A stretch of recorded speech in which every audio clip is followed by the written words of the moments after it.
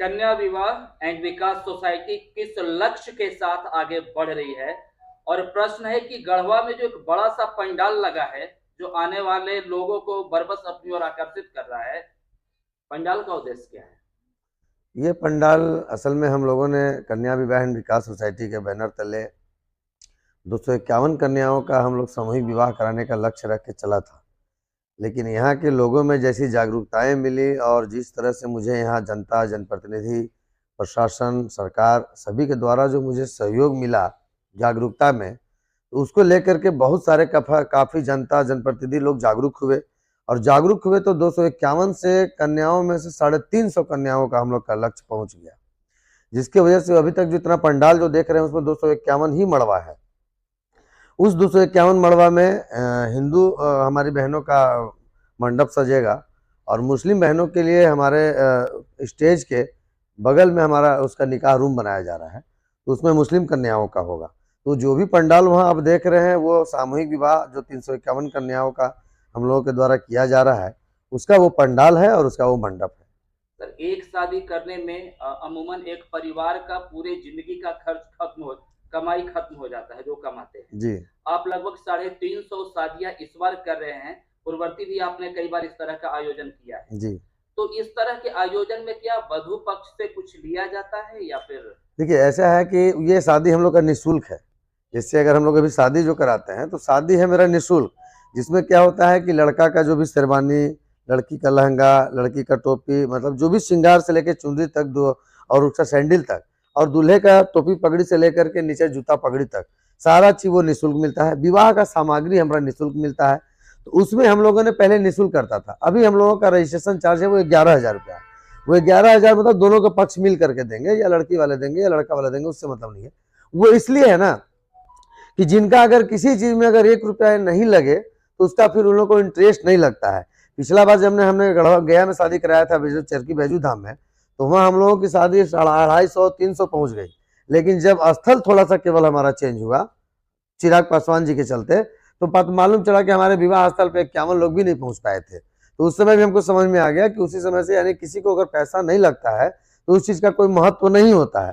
तब उसके बाद से हम लोगों ने 11,000 का रजिस्ट्रेशन रखा। लेकिन जो 11,000 हम लोग रुपया रजिस्ट्रेशन का चार्ज रखे हैं, समझिए तो लड़का लड़की का जो हम लोग वस्त्र दे रहे हैं, श्रृंगार, शेरवानी और लहंगा और चुंदरी, उसका भी दाम हम लोग कीमत नहीं ले रहे हैं।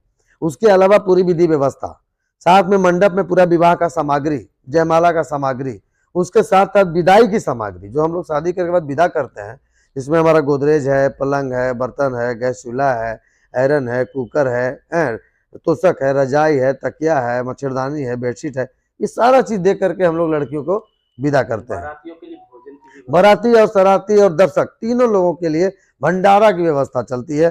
कितना ही आदमी आए जाए खाएं, किन्हीं की तरफ से कोई परमिशन मतलब रोक टोक नहीं है क्या 5 आदमी से ज्यादा नहीं आएंगे या 10 आदमी से ज्यादा नहीं आएंगे, ऐसा नहीं है। वर पक्ष वधु पक्ष जितने लोग से आए, दर्शक लोग भी आना चाहते हैं कि आए कि ताकि हम भी देखते हैं कि सामूहिक विवाह होता कैसा है। उन लोगों के लिए भी हमारे पास भोजन की व्यवस्था है। हिंदू मुस्लिम सौहार्द को लेकर हम आपका पोस्टर जब देख रहे थे तो उसपे मुस्लिम चेहरे भी थे जी। आपका भी है, बगल में शादी के साथ जागरण भी लिखा हुआ है जी। तो किस तरह का माहौल बन रहा है? देखिए, माहौल तो क्या है ना कि हम लोगों ने ये गंगा जमुना का जो तहजीब हम लोगों ने दिखाने का लोगों के काम कर रहे हैं, इससे हम लोग ये दिखाना चाहते हैं कि हिंदू, मुस्लिम, सिख, ईसाई आपस में है भाई भाई। ये तो बहुत पुराने लोगों से कहते हुए आ रहे हैं, लेकिन उस चीज को धरातल पे नहीं हो, केवल लोगों को बात बोलते हैं। लेकिन हम लोग मुस्लिम समाज में ही एक मुस्लिम, 2 मुस्लिम ऐसे मिल जाते हैं जो पूरी मुस्लिम समाज को और हिंदू समाज को लड़ा देते हैं। हमारे हिंदू समाज में कुछ ऐसे हैं जो हिंदू मुस्लिम करके दोनों लड़वा देते हैं।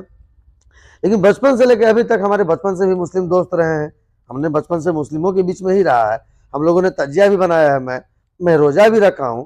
तो ऐसा नहीं कि रोजा रख लेने से या किसी पार्टी में किसी के त्यौहार में इन्वॉल्व हो जाने से हमारा समुदाय चेंज हो जाता है, ऐसा नहीं है। हम लोग का विचार सिर्फ चेंज रहता है।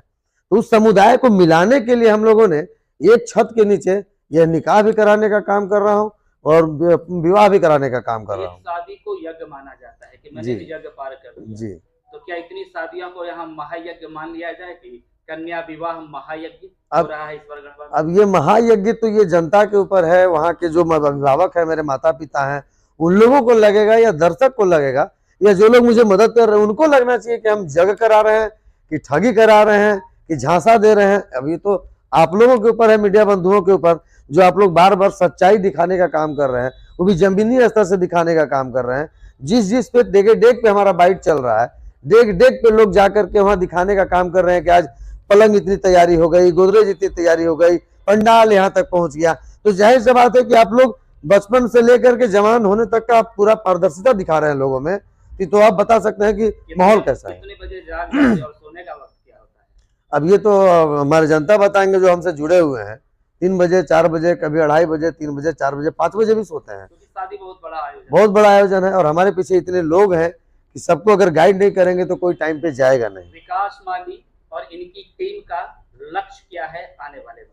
विकास माली और इनके टीम का हमारा मेन लक्ष्य है, जो ये गरीब माता पिता जो अपनी बेटियों का विवाह करने में असक्षम होते हैं, प्रताड़ित होते रहते हैं, चाहे वो मानसिक हो चाहे शारीरिक हो, विवाह के चक्कर में उनको जो बोझ सताए हुए रहते हैं, जिसके वजह से अपना खेत जमीन बेच देते हैं, कोई अपना इज्जत बेच देते हैं, कोई धन दौलत सब खत्म करके और एक बेटी का विवाह करते हैं। उसके बाद वाली बेटियों का भविष्य कुछ नहीं है, उसके बाद उनके माता पिता का कोई इनकम नहीं है, तब वो बेटी के विवाह करेंगे कहाँ से?